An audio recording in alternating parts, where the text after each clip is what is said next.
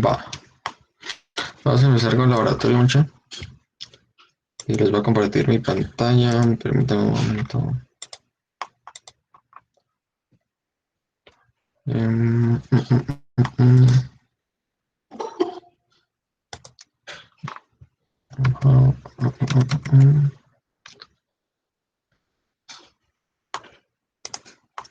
A ver, mostrar pantalla.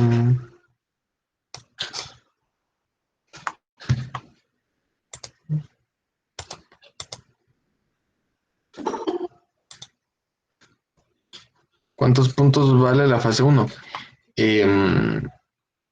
La fase uno, si no estoy mal, vale los puntos de la práctica 2 y la fase uno del proyecto, porque se acuerdan que igual el proyecto 2 iba a estar dividido en dos fases. Em, Eso va a valer. Y otra cosa que tengo que hablar con ustedes es de que voy a empezar a calificar entre hoy y mañana o pasado la fase, el proyecto uno porque no he tenido tiempo. He tenido un montón de cosas que hacer o muchas de mis demás clases y no me había dado tiempo a calificar. La metodología va a ser así como califiqué la práctica a los que faltaban. Eso quiere decir de que voy a comenzar a calificar en mi computadora. Si no funciona, eh, miren, a los que les califiqué, solo con un compañero me equivoqué. Y, ¿cómo se llama? Y él me habló y lo resolvimos, ¿verdad? Porque le dije de que se conectara por Google Meet y ya, porque yo sí me equivoqué. Entonces creo que esa va a ser la metodología, porque con la mayoría de compañeros estuvieron conforme con su nota. Em, pero no, es que si lo hago presencial, el tiempo en el que se califican, yo me he calificado prácticas presenciales ahorita, pero en los cursos que estoy llevando somos 7, 10 o son un grupo, ¿no? 8, entonces. Y así los auxiliares tardan un montón de tiempo en conectarse, no están a tiempo. Y la vez pasada pasé como medio día solo esperando que el auxiliar se conectara, entonces es como, no se puede, es muy complicado. Y solo se puede calificar de uno, entonces lo voy a hacer así, lo voy a calificar yo. Igual como hice, o sea, los que no les califiqué ahorita en la práctica, lo que hice fue que puse parámetros en la hoja de donde coloqué las notas. Puse parámetros de cómo califiqué, qué datos ingresé, para que ustedes miraran cómo se comportó la calificación. Y todos los incisos de la práctica estaban ahí con sus notas, ¿verdad? Y la sumatoria total era la nota. Creo que sí lo voy a trabajar por, por eso, para no quitarles tiempo a ustedes y no quitarme tiempo a mí. Y que puedo calificar en la madrugada si quiero. Entonces, no sé si hay alguna objeción. Si no terminamos, espérate, no te estoy leyendo. Si no terminamos la fase uno no podemos avanzar a la fase 2 no. Si la fase uno no está, eh, la fase 2 no, no la pueden entregar y no se les va a calificar. Prórroga 2.0. Miren, pues la verdad es que la ventaja de ahorita es que yo hice la baja calificación y, y está fácil, va mucha. Entonces, Eh, yo espero que los ingenieros me den el visto bueno hoy, en la noche. Entonces, si cuando ellos me den el visto bueno, creo que solo faltan dos ingenieros. Se les va a enviar la baja calificación. Pero espero que sea hoy en la noche o mañana por la mañana.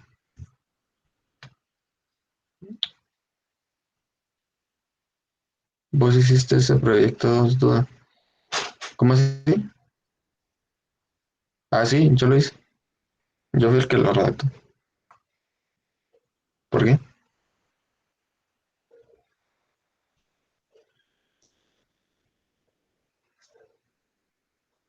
Mucha hambre.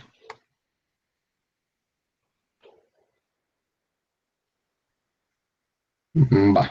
Pues está muy orientado a objetos. Va, miren, pues, la clase de hoy está fácil. Es más, es la clase que les mandé como material de apoyo para que pudieran realizar su práctica, su proyecto, José, em, sobre estructuras de datos, que ya me imagino que todos ustedes lo manejan, ¿no? Entonces, aquí no hay nada.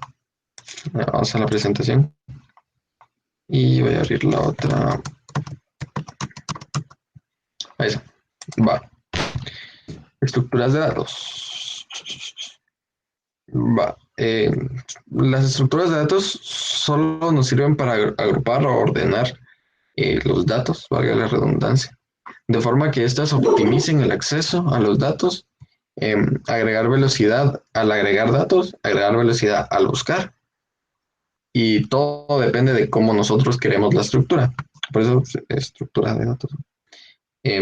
Cuando nosotros trabajamos con arreglos estáticos, la gran desventaja es esa, de que es estático, y si nosotros queremos tener un programa que sea versátil, eh, lo mejor es trabajar con estructuras de datos. Em, una estructura de datos y bases de datos pueden funcionar juntas.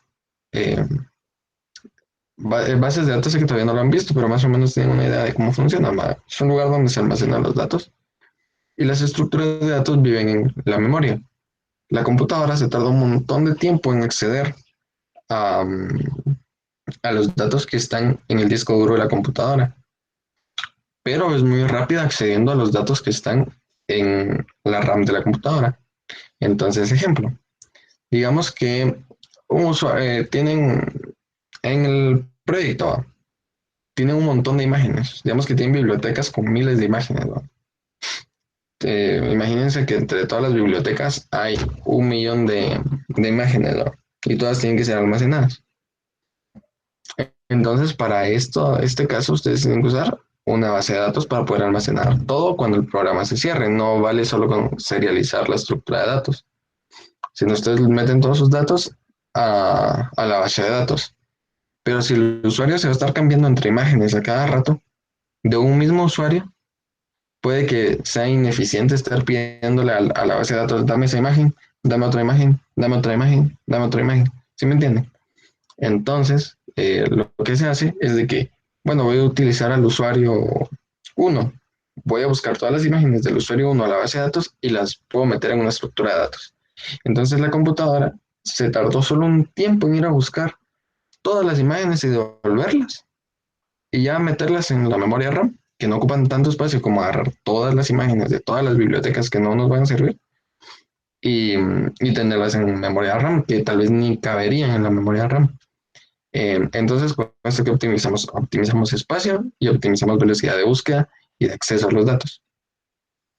Y cada estructura depende de, ustedes forman su estructura o deciden qué estructura utilizar conforme a cómo los datos van a ser accedidos. Em, Después respondo sus dos. Primero terminamos con esto. Bueno, entonces, ¿cómo van a ser accedidos los datos, no?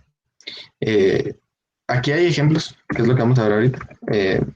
Aquí hay ejemplos de las diferentes estructuras de datos, y hay un montón de más estructuras de datos, y ustedes pueden crear sus propias estructuras de datos.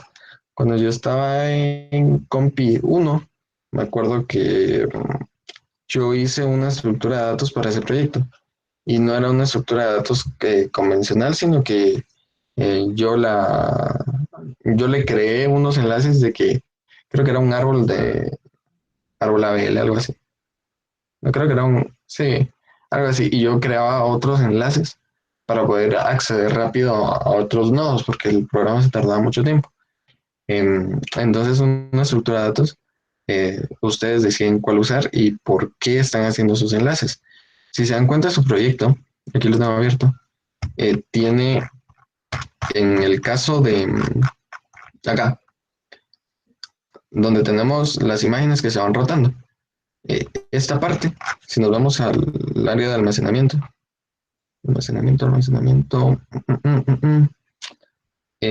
nos indica que para las imágenes dentro de las categorías usan una lista circular doblemente enlazada.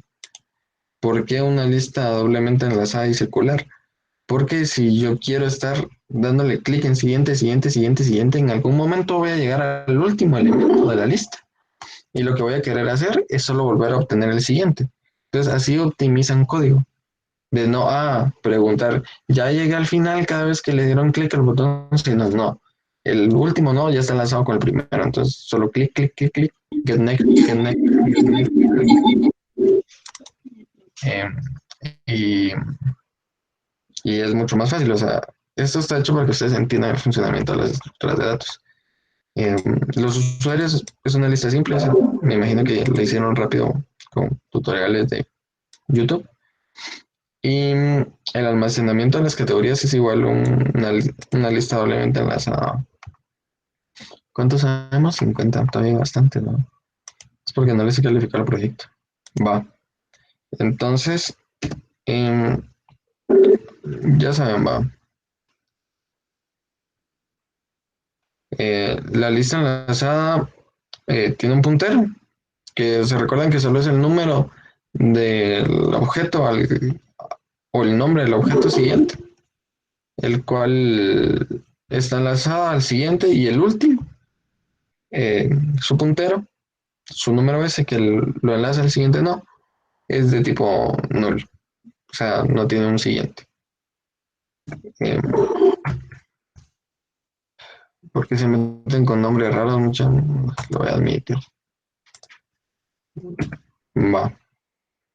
La doblemente enlazada es prácticamente lo mismo, solo que esta en vez de tener un atributo siguiente, tiene un atributo anterior también. Entonces, eh, el nodo que está igual el nodo que está acá en medio puede acceder al dato anterior y puede acceder al dato siguiente. Y siempre va a haber un nodo raíz, que es donde comienza todo, o un puntero donde ustedes saben que es el que ahí está la estructura de datos. Ahorita lo vamos a ver con la pila. La lista circular es lo mismo que una lista simple, solo que el último dato va enlazado al primero. Esta es una lista circular doble, y lo que quiere decir de que el último dato está enlazado al primero y el primero está enlazado al último. Simple, ¿va? Em, las pilas. Las pilas son como una lista simple. Lo único que cambia son sus métodos de insertar y de sacar.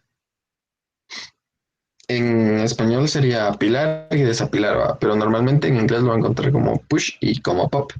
El método push lo que hace es colocar un nuevo elemento, apilarlo, y el método pop lo, lo saca. Y funciona como que fuera, a mí me lo explicaron como que fueran tortillas, la mucha. Y la verdad es que es una forma bien chida de entenderlo. Si me están viendo, va. Imagínense que tengo esta tarjetita, ¿no? Entonces, yo al principio meto esta tarjetita. Después voy a meter una tarjetita rosa. Y después voy a meter una tarjetita amarilla. En el orden que yo les metí, fue primero naranja, después rosada y de último amarilla. Entonces, ¿qué pasa con las pilas? Cuando yo le doy el método apilar, lo que estoy haciendo es colocando una encima de otra. Y cuando le doy el método desapilar, le estoy sacando una de la otra, ¿sí? Y la última que sale es la primera que entró. Y con las colas, las colas son mucho más fáciles de entender porque es como que fueran colas de banco, colas de supermercado. Y recuerden que tiene que estar a 1 metro cada uno de distancia. Pero quiere decir de que el primero en entrar es el primero en salir. Y siempre se van a ir esperando los que están detrás del primero. Yo diría que estoy conexiones. No tengo internet. O no sé. ¿Alguien más tiene problemas técnicos?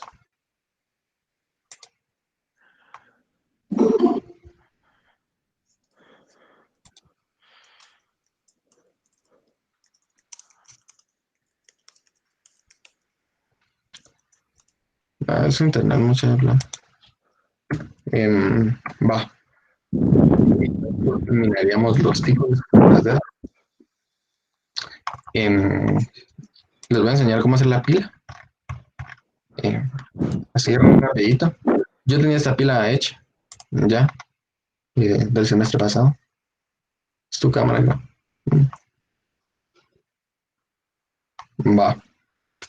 Saquen el screen o algo así porque esto sí no se los voy a pasar. Eh, agregué el código que les mandé. Y si se dan cuenta, acá pueden encontrar el método pop, el método push, que sería el apilar, eh, va a ser este, porque hace exactamente lo mismo, solo que pues, le cambian el nombre. ¿Va? El método pick está acá, que el método pick lo que hace es de que, regresando con las tarjetitas, no sé si me miran, eh, nos devuelve el que está hasta arriba, pero no lo saca.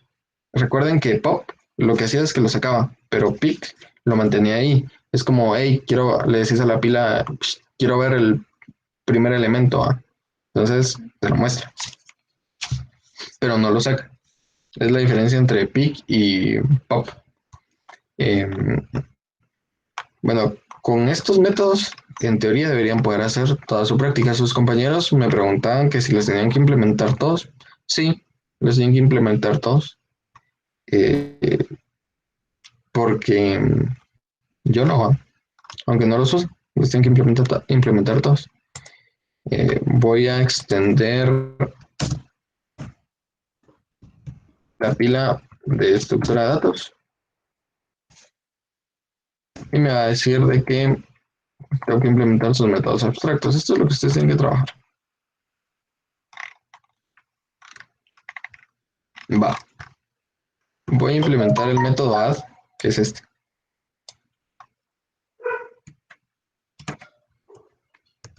Control X. Método add. Mira bien el código.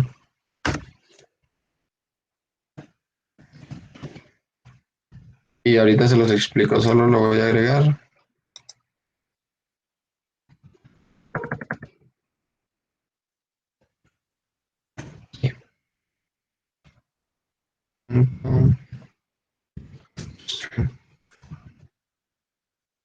Ok.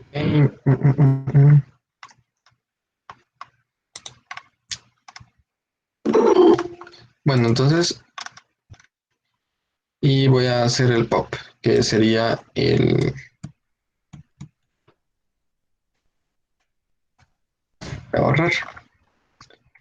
Y sería este pop. Miren, el método abstracto retorna un object, porque yo aquí le puse nodo. Y en este caso voy a retornar nodos. Pero en sus prácticas ustedes podrían retornar cualquier otra cosa. ¿Sí? Pero por eso es object. Pero esto no lo pueden cambiar, o sea, ustedes no pueden hacer un que haga esto. Ahí ya no estarían implementando el método abstracto, ¿sí? Me va a tirar el acá que lo tengo que implementar. Entonces, lo dejan con object y ustedes lo que estén.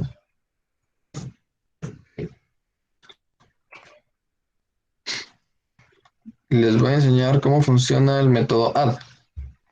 Bueno, primero les voy a enseñar qué tengo acá. Tengo dos variables, una de tipo nodo. El nodo lo único que tiene es un string nombre, un puntero al nodo siguiente y le puse un int index que le dice qué número es.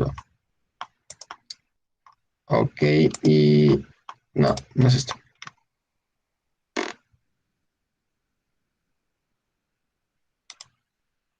Este es.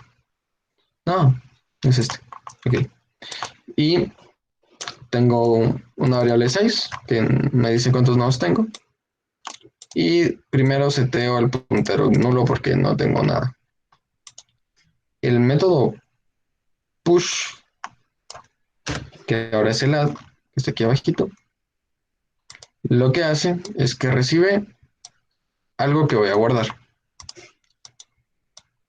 Como se recuerdan que el método nodo en su constructor recibía un nombre, solo lo voy a castear a... solo voy a castear a string y le doy la variable size para poderle dar qué index tiene ese nodo. Y la incremento de una vez para que el primero sea el 0, el segundo sea el 1 y así. Revisa si el puntero está vacío. Esto es como una lista simple. Y le doy a puntero es igual a nuevo. ¿Sí? Porque no existía ninguno, creo el primero, lo enlazo. Ahora, en el caso contrario, lo que voy a ir haciendo es de que el nodo, creo un nodo temporal, ¿sí? Y le digo que este es el puntero. O sea, se los voy a dibujar.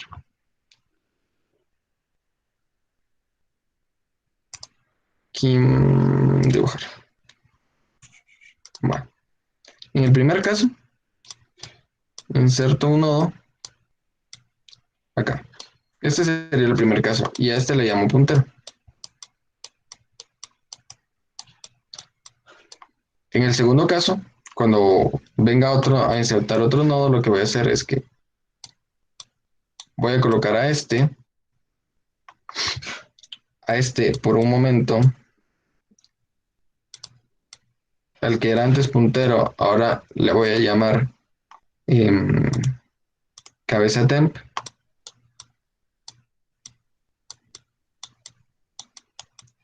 Cabeza temp. Le digo que puntero es el nuevo, o sea, este que estoy ingresando ahora, este es puntero, porque es el primero que está hasta arriba. Recuerden que lo que tengo que hacer es saber cuál es el que está hasta arriba, ¿sí? Y a este que tengo su referencia, todavía tengo su nombre, le digo que dis.puntero, set siguiente, cabeza temp. O sea, enlazo este con este. Cuando yo voy a insertar otro, pasa exactamente lo mismo. Aquí tengo el nuevo nodo. A este le voy a asignar una variable temporal. A este lo voy a volver a empezar a llamar puntero. Y después enlazo este con este. Y como se dan cuenta, el nodo que voy a tener siempre, yo que sé cuál es el que está siempre como que guardado, es el que se llama puntero, porque es una variable, es un atributo de la pila. Entonces, como este que se queda aquí como primero, y yo la acción que tengo que hacer cuando haga un pop es sacarlo, solo tengo que retornar el... ¿Cómo hago para sacarlo? Retorno el que es un puntero ahorita, que sería este, que es el puntero, y al que es anterior a este, o sea, su siguiente, le voy a llamar ahora puntero. Si se dan cuenta, a este, en este momento no tengo cómo accederlo, porque ya al que le estoy llamando puntero es a este nodo, y de este no puedo acceder a este. Yo perdí el enlace a este nodo. Entonces, ¿qué hace Java? Java sabe de que yo no lo puedo volver a accesar de ninguna manera porque su número, su ID, su puntero, se podría decir, no está guardado en ningún lugar. Entonces viene Java y solito lo borra. ¿Sí? Y eso es lo que hace el código. Lo guardo como un temporal al puntero. Pregunto si el siguiente es diferente de nulo. Y si el siguiente es diferente de nulo, eh, retornaría asigno al puntero el siguiente, que es el paso de asignar este, ¿sí? Y en el caso de que sí sea nulo, retorno, le escribo nulo al puntero. ¿Y eso qué pasa? ¿Qué haría? Dejaría vacía la pila y cuando se vuelva a dar alguno, a entrar alguno, entraría en esta condición y crearía el primero, ¿sí? Va. Les voy a mostrar el funcionamiento. Solo voy a arreglar aquí este error que sería add. Add.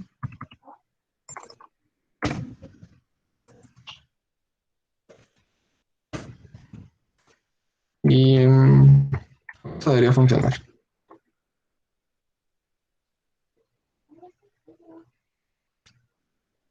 Ok, yo acá tengo un método que se llama graficar, que lo que hace es irme a guardar a un archivo la gráfica de la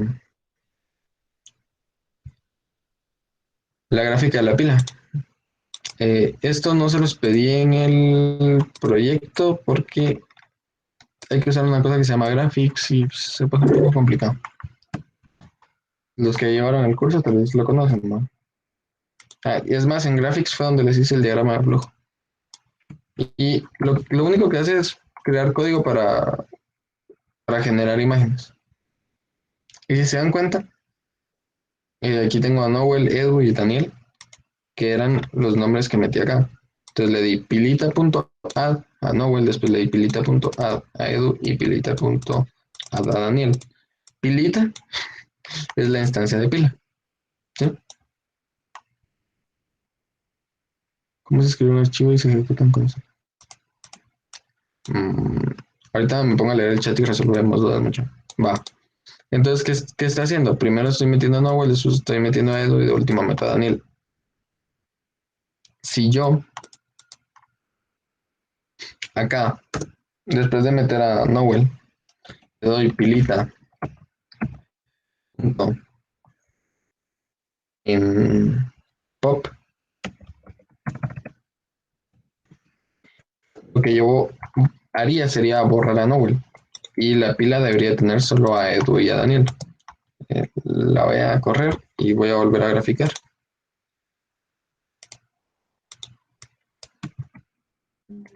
Copio y pego acá. ¿Sí? Se encuentra solo cambió eso. Ahora, si se encuentra el método pop, sacó a Noel de la pila. Y si yo me voy a pila y voy a buscar el método pop, lo que me retorna es un object. Así que si yo me voy a el index, que cuál es este, y yo pongo nodo en es igual a este, porque recuerden que retorna un object, pero nosotros sabemos que es un nodo, y le doy system.out.println, debería imprimir un igual, ¿no? Y dice que tengo un error.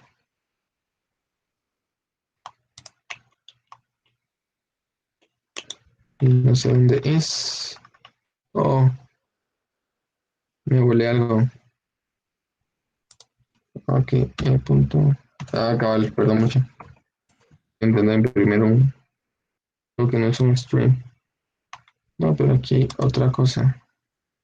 Try. Es que ya hay una variable E que existe. Podría llamarle Gracias, gracias. en o algo. Sí, gracias.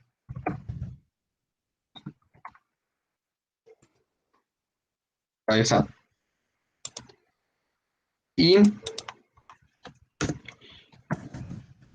si otra vez nos vamos al archivo con el que estaba graficando, que era este, si se encuentra, solo me vuelve a imprimir Daniel y Edu. Ahora, ¿qué es lo que hace el método pick? El método pick debería ser prácticamente lo mismo que pop, pero sin sacar el objeto. ¿Sí? ¿Qué tiene que hacer pick? ¿Cómo programarían a pick? Lo único que tengo que hacer es, acá en la pila, es mostrar el que está hasta aquí arriba. ¿Cómo lo hace? Si entendieron cómo está hecho este programa, con este nodo puntero sería súper fácil programar este pick. Sí, cabal. Sí. Return this.punter. This.pick. This.punter. Así de simple.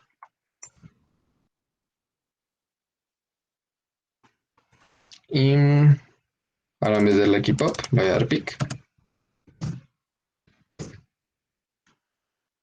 Voy a correr.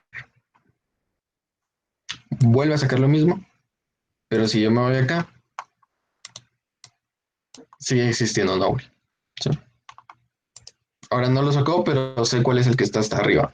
Igual en el caso que hiciera esto mismo acá,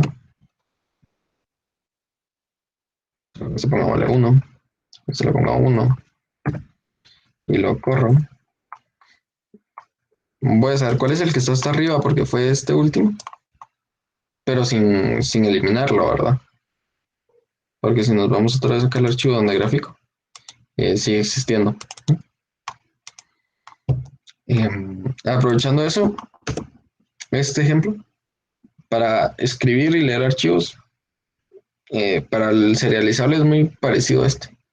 Ejemplo, solo necesitan una variable de tipo file, usarle el nombre. En este caso que voy a escribir es un file reader, un objeto file reader que le pasen el file. Eh, un buffer, que es otro objeto, le pasan el file writer y ya con eso ellos les dan métodos para escribir y cerrar el... Aquí deberían cerrar el buffer, cerrar el file y cerrar su archivo. Pero por buena práctica hay que cerrar el archivo. Ah, no, porque está el file writer. ¿Sí? Si lo que quieren es leer, hay igual una clase o objeto que se llama file reader y funciona muy parecido, que lo que les devuelve son todos los caracteres que están en los archivos de texto.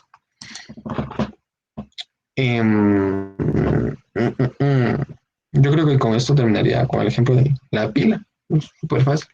Y la cola es prácticamente igual, solo que lo que tienen que manejar diferente es el puntero y la forma en cómo lo insertan. Así que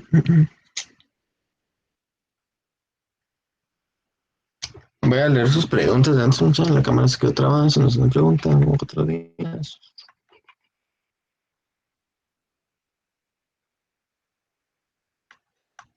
Va. Eh, mejor, si tienen preguntas, escríbanlas ahorita.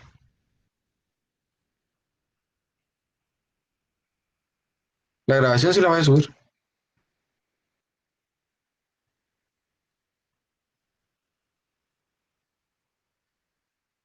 Estoy trabado con separar la lista de categorías de un usuario y a otro. Sí, o sea, si lo que me estás diciendo que lo que no puedes es ejecutar esa parte, solo perderías puntos ahí, pero mándalo para que te podamos calificar la segunda fase, para que te pueda calificar la segunda fase. ¿Cómo podría ser el método getNext sin recibir ningún parámetro? GetNext no recibe ningún parámetro. Mira, ves, es que GetNext está pensado para las listas circulares prácticamente, porque recuerda que en las listas circulares eh, puedes solo colocar dos nodos, ¿no? Y la simple.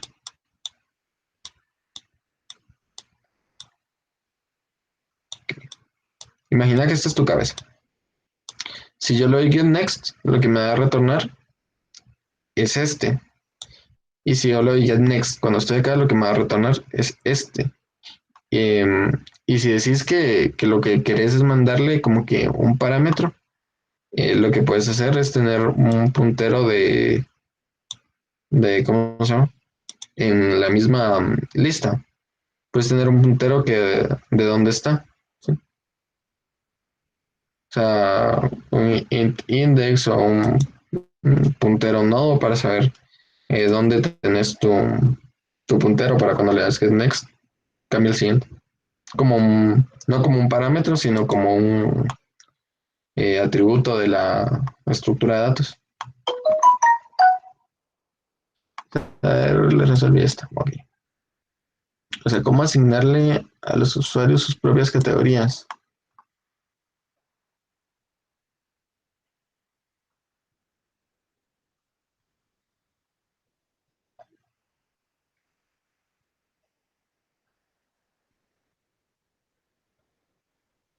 No, es que eso es lo que no pueden hacer mucho. O sea, esto no lo pueden modificar. Si quieren agregar un método, creo que el único que yo no coloqué y, y lo pueden agregar. Es más, les voy a mandar este archivo corregido mejor.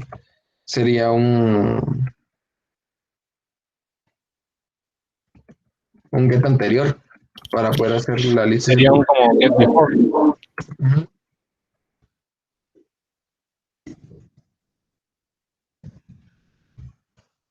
Lo que retornaría sería el elemento anterior. Y al índice me refiero a que ustedes pueden manejar como un atributo acá, así como public nodo índice. ¿Va? Ir cambiando este índice cuando se vaya accediendo a las, cuando el usuario le va dando clic, o sea, al principio, cuando ustedes hacen el primer insertar, el índice sería ese. Sí, o sea, agregar creo que es el único método que no escribí y es culpa mía, el anterior. De ahí todos están.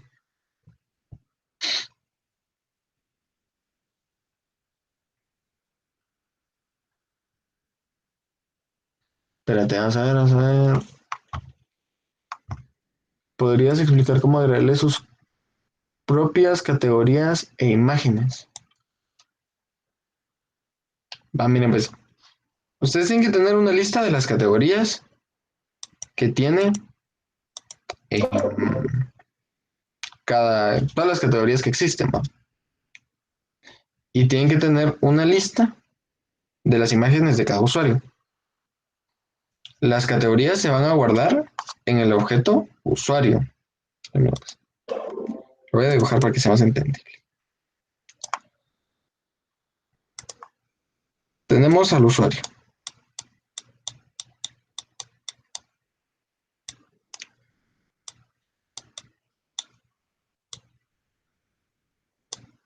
Ustedes van a tener una instancia de una lista simple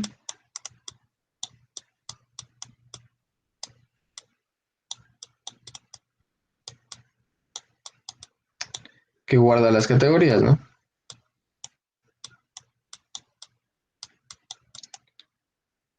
Y van a tener una instancia, no sé qué estructura de datos guarda las imágenes de cada usuario. Pongámosle también que es una lista. Ah, no, esta es la doble, ¿va? Entonces, digamos que yo tengo una imagen y esta imagen va a pertenecer a una categoría. Y esta lista de imágenes va a pertenecer a un usuario, ¿sí?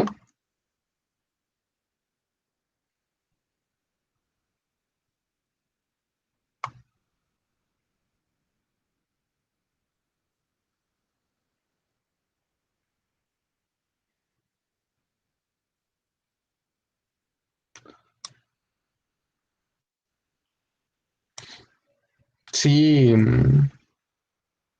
o sea, cada vez que se crea una categoría, si quieren lo pueden trabajar como que se agregue como una lista de categorías globales y que todos los usuarios tengan todas las categorías. Y al que en realidad le están asignando a qué categoría corresponde sería la imagen.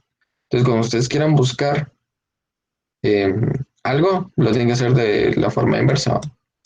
Del usuario se van a la imagen y de la imagen se van de qué categoría es. Si yo en un combo box, Oye, pero ¿qué? eh, es que yo le agregué a cada usuario una lista de categorías. Entonces, digamos que ingresa Dame, Pedro y él tiene general, y perros y gatos, y luego va, se sale y entra a usarlo David y él tiene tal vez amigos y salidas o algo así, ¿va? Y que cada categoría de cada uno tuviera sus imágenes. O sea, no hice las categorías globales, digamos. también está bien, vamos, Entonces, eso no. Sí, también está bien. Porque Ahí lo fíjate pueden que, trabajar de las dos. es- es que, es que Jorge, disculpa, yo como lo había pensado era de que, digamos, creo un usuario. Va, este usuario va a tener un distinto número de categorías y cada categoría va a contener en sí una cierta cantidad de imágenes. Es como yo lo había pensado. No sé si también se podría hacer así. Sí, es que las dos definiciones son correctas, porque es una relación de los objetos de muchos a muchos. Muchas categorías tienen muchas imágenes y muchas imágenes tienen muchas categorías. Entonces, lo pueden trabajar de las dos maneras.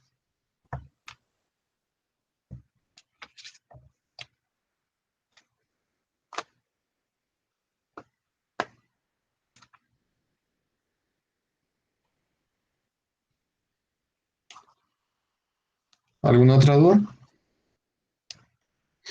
Ah, me habían dicho que explicara los colores, ¿verdad? Solo disculpa, Jorge. Sí. Con lo de las listas, o sea que se puede hacer una lista de categorías general y que ahí se le puede, y todos los usuarios pueden escribir ahí. Sí, sí. Gracias, solo. Va. Vamos a... les voy a enseñar las imágenes. Voy a ir a internet para poderles mostrar.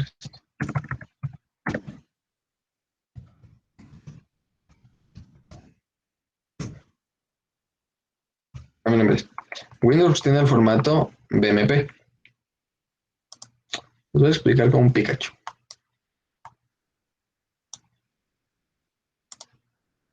Em,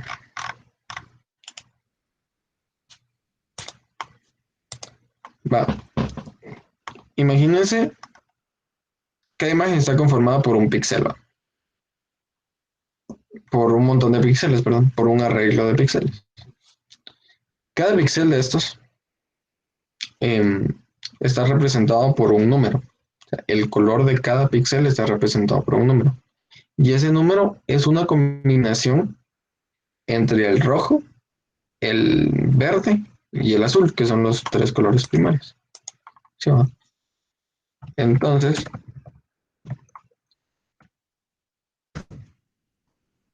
em,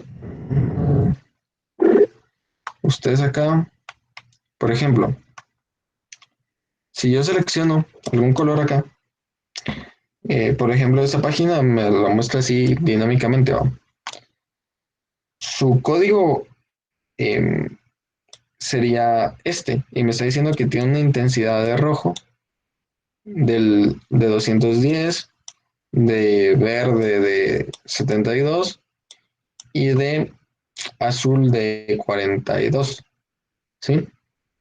Quiere decir que está conformado más que todo por rojo. Si yo me muevo a la paleta de azules, se encuentra el número que crece es el azul, es el blue.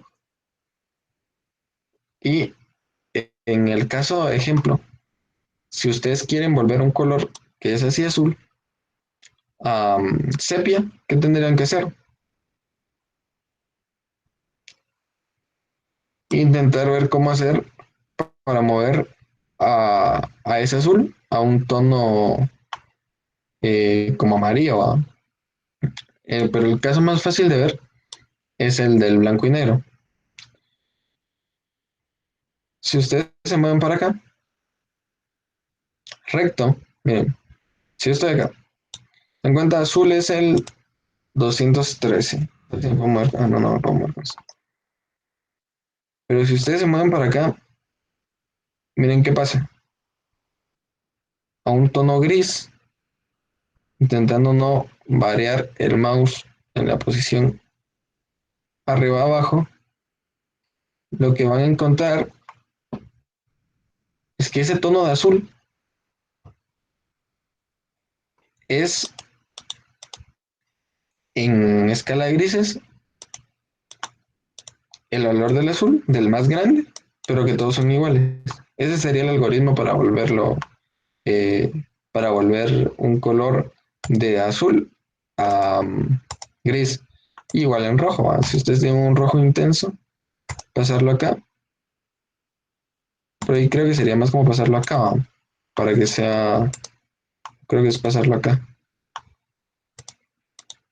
Pero lo que tienen que hacer es, para volver a un color gris, es un promedio de sus... Si se encuentran los grises, no cambian porque todos los, todos los canales de colores son prácticamente el mismo, ¿sí? Eh, y con el método que dijo su compañero, que es este get RGB,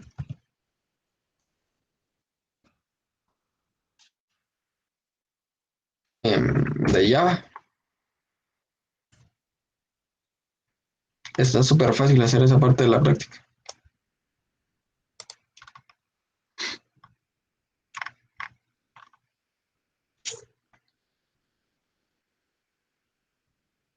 Porque ese método le retorna un arreglo le retorna toda la matriz de los píxeles. Lo que les va a retornar es cada píxel con cada color. Y ejemplo, si la imagen es de 200 de 60 por 60, lo que va a retornar es una matriz de 60 por 60.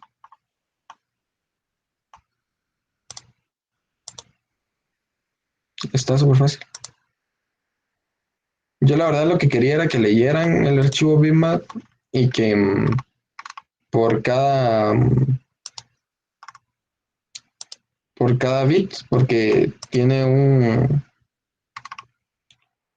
ustedes si leen los bits, que aquí le dice que el bit 2, el byte 3, el byte 4 y el byte 5 les dan el tamaño del archivo.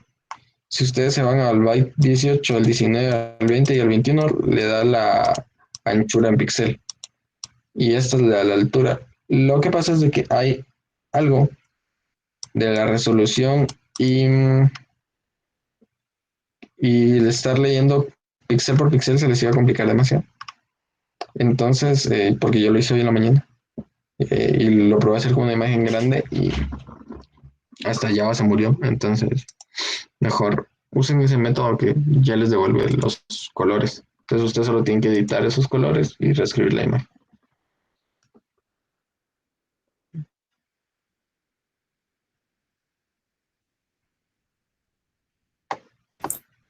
Y las imágenes, nuestra compu, con ¿Qué eso decís? de realización. ¿Ah? ¿Quién está hablando? No lo escuché.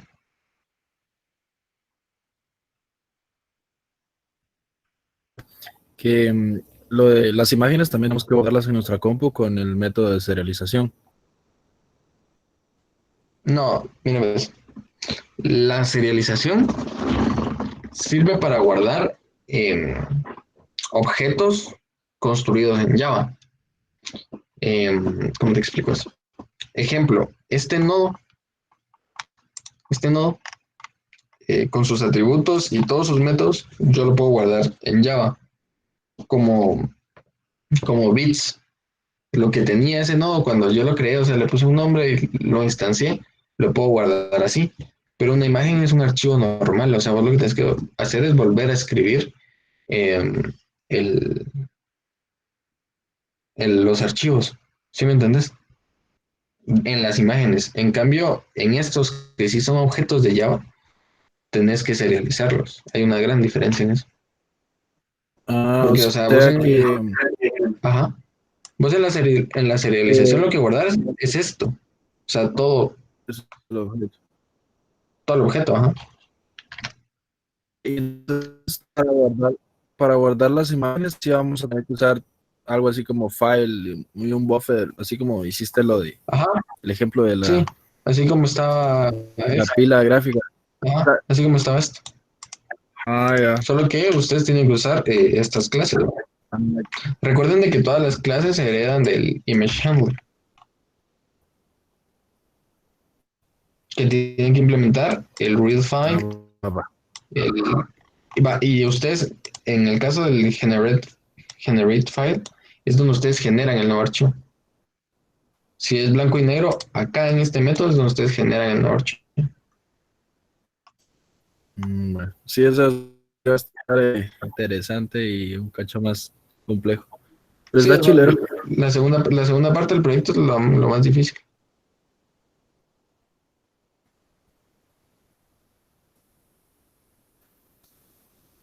Que por cierto. Disculpa, Jorge. ¿Sí?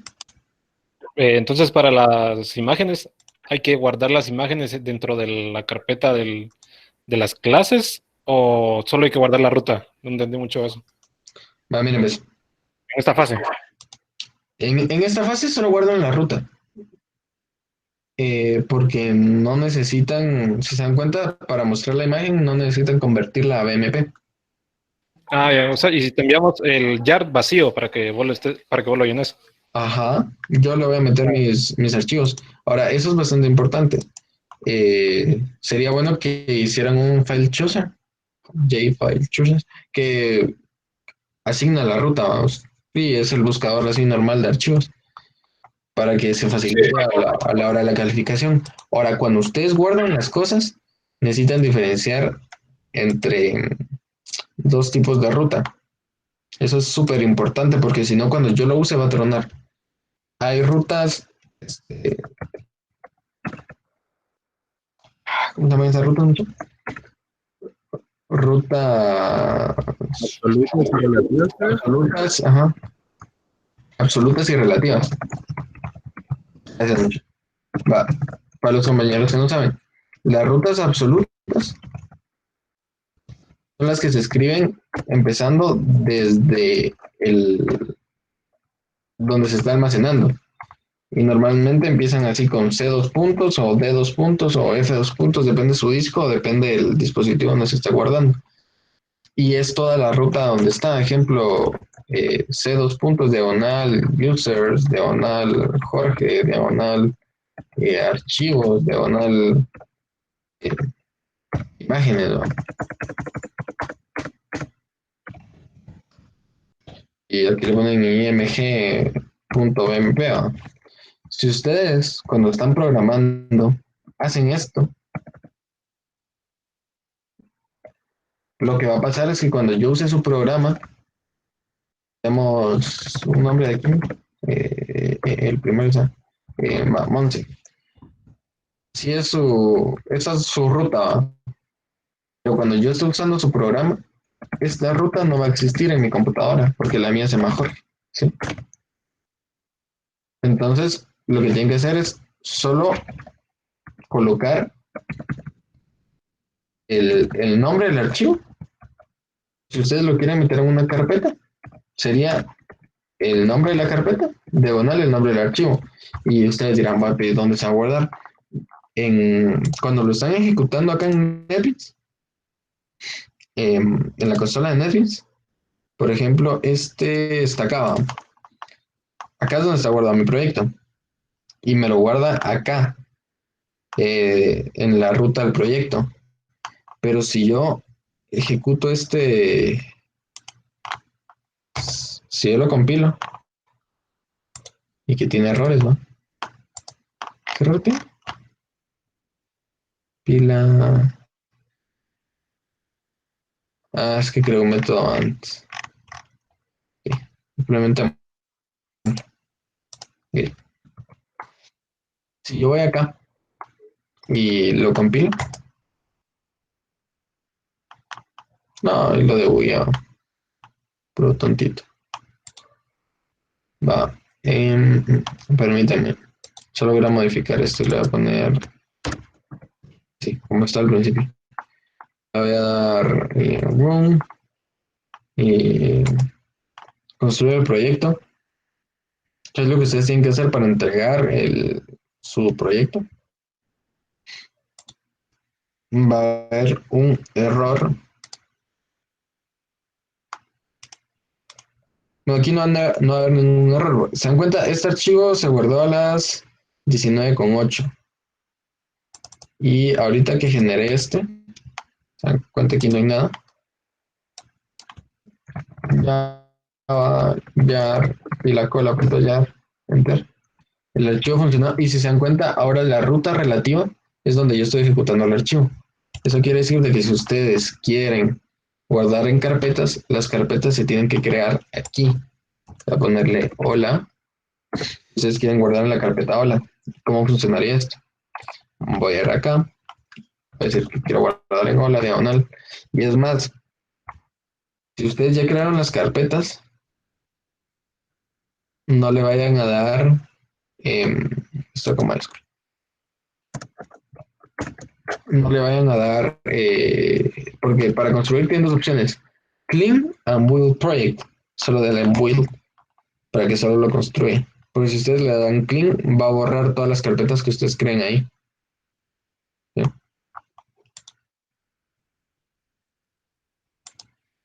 Se dan cuenta, ajá, sí lo hizo.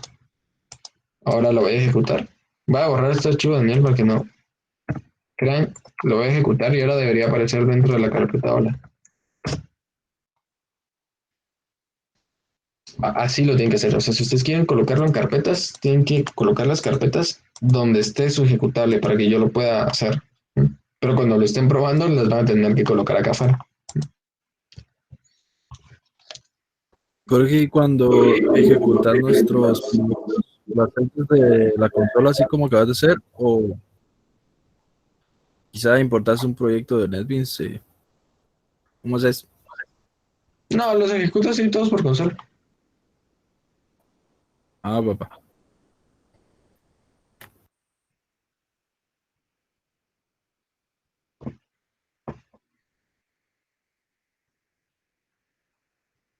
Pero ahí se recuerdan de mandar su código a mucho. Si no, no les puedo calificar. ¿Alguna otra duda? Si no, terminamos acá.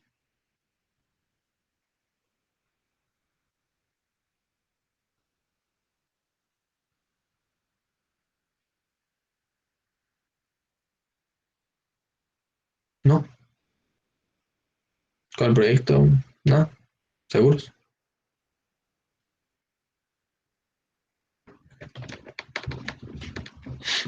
Ah, Jorge, pero ahorita en la primera fase uno tiene que escribir al disco, o sea, ahorita solo cada vez que No, ejecutes el proyecto, o sea, sí, ahorita no tienen que escribir nada.